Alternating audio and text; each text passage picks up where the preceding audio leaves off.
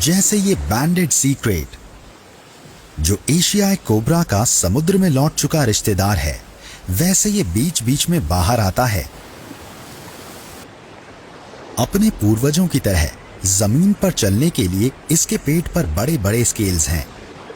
तैरने के लिए इसने चप्पू जैसी पूंछ विकसित कर ली है।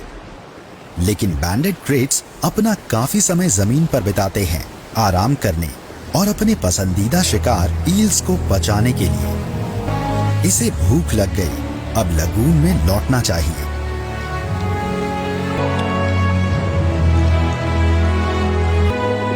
क्रेट्स के उलट ट्रू सी स्नेक्स कभी भी समंदर से बाहर नहीं आते।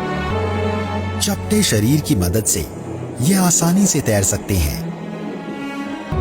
मछलियों के विपरीत समुद्री सांपों को सांस लेने के लिए सतह पर आना पड़ता है। मछलियों से भरपूर ये छिछला लगून हवा में सांस लेने वाले शिकारियों के लिए शिकार की बिल्कुल सही जगह है।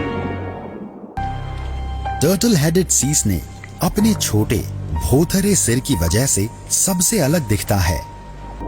इनके कई रंग हो सकते हैं, खूबसूरत धारियों से लेकर लगभग पूरी तरह काले रंग के भी।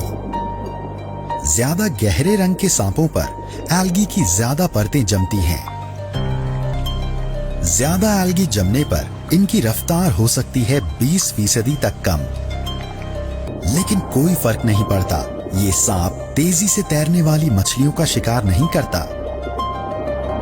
समुद्री सांपों में इसका जहर सबसे हल्का है, जो शिकार में किसी काम का नहीं।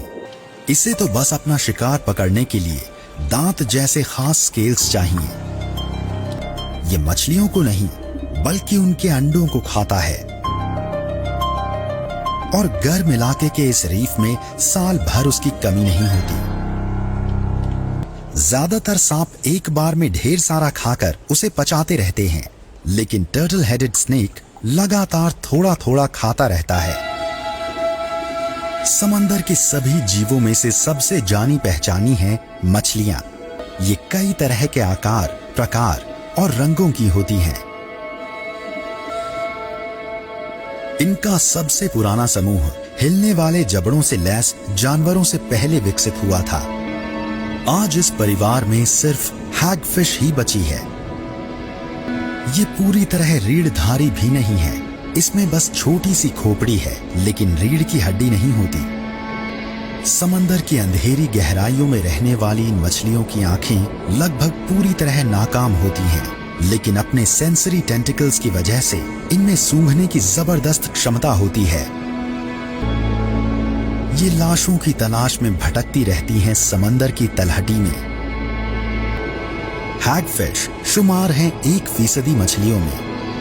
बाकी 99% मछलियों को कहा जाता है रे फिन्ड फिश,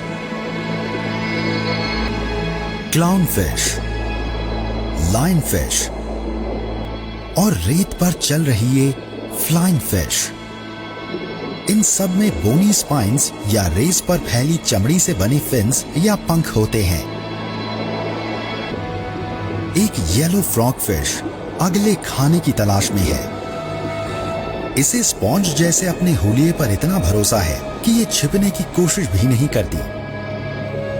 इसे अग्रेसिव मिमिक्री कहते हैं और ये बहुत कारगर है।